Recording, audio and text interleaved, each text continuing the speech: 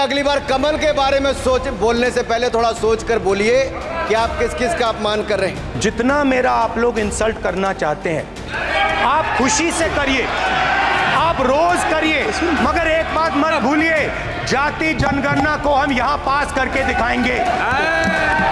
आप समझदार हैं, समझ गए होंगे।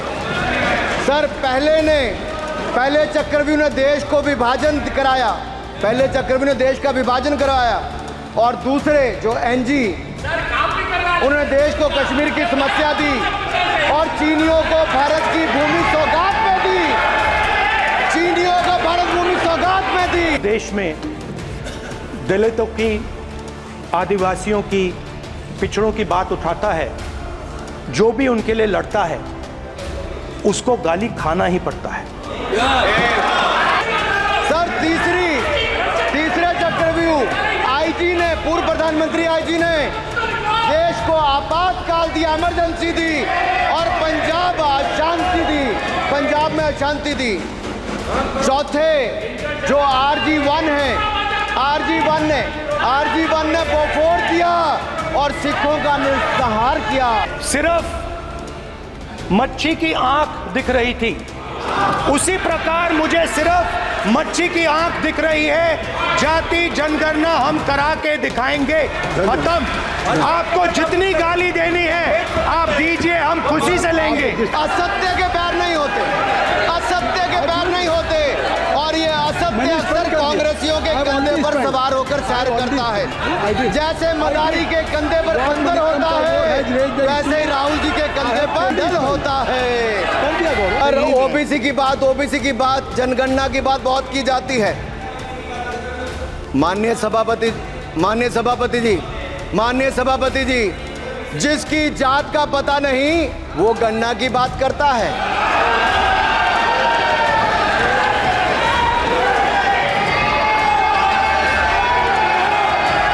जिसकी जात का पता नहीं वो गणना की बात करता है।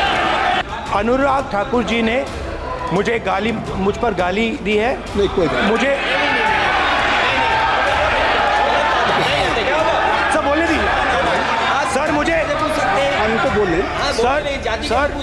अनुराग ठाकुर जी ने मुझे इंसल्ट किया है, मगर मैं अनुराग ठाकुर जी से कोई माफ़ी नहीं चाहता हूं। मुझे कोई माफ़ी की ज़रूरत नहीं है। मैं लड़ाई लड़ रहा हूं। जितनी आपको गाली देनी है मैं आपसे कभी माफ़ी नहीं मांगूंगा। मुझे आपकी माफ़ी नहीं चाहिए। माननीय मंत्री रहे हैं, बड़े दल के नेता हैं, मंत्री रहे हैं, बड़ी बात कर रहे थे। मैं महाभारत, शकुनी, ये सब बातें कह रहे थे, दुर्योधन तक यहाँ ले आई है। मैं केवल सभापति महोदय इनसे ये पूछना चाहता हूँ, आपने जाति कैसे पूछ ली है बताइए बस। आप जाति कैसे पूछ सकते हैं?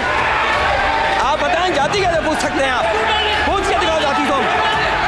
आप जाति कैसे पूछोगे? तुम कैसे पूछोगे जाति?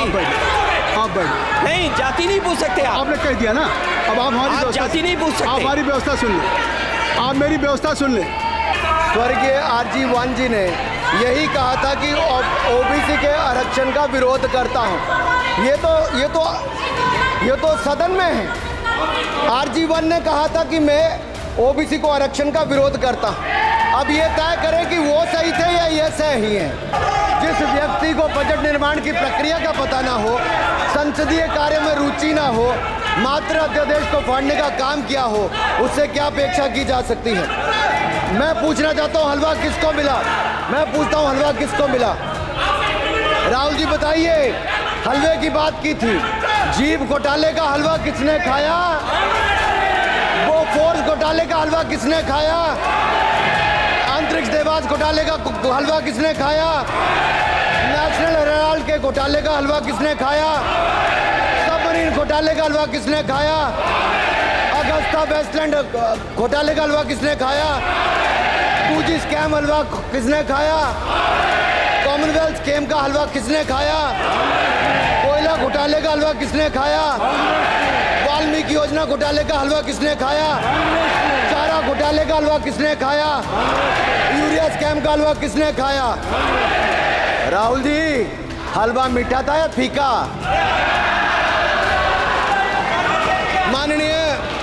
माननीय सभापति जी, कुछ लोग ओबीसी की बात करते हैं। मैं ये कहता हूं इनके लिए ओबीसी है। गौरव सुनिए, गौरव बड़ा इंपॉर्टेंट है।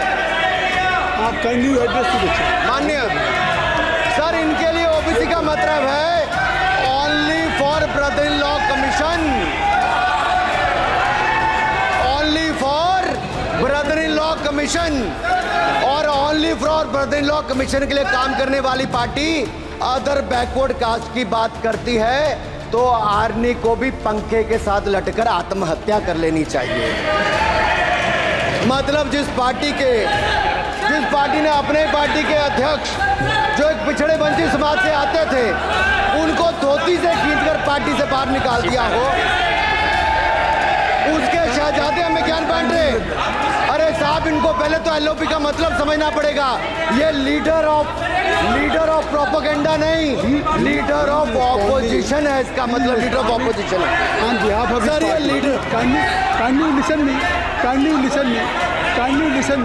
माननीय अध्यक्ष जी, माननीय अध्यक्ष जी, मैं जवाब आपको दे रहा हूँ। माननीय सभापति जी, माननीय मंत्री जी, एक मिनट चुप रहिए। सुनिए, माननीय गौरव जी, आप या माननीय सदस्य जो कह रहे हैं, मैं समझता हूं कि माननीय राहुल जी एलओपी उन्होंने भी बात कही सरकार पे या सरकार के मंत्रियों के लिए नाम लिया, तो इसका जवाब अगर वो दे रहे हैं, अनपार्लियामेंट्री वर्ड जो होगा उसको मैं स्पष्ट करता हूँ।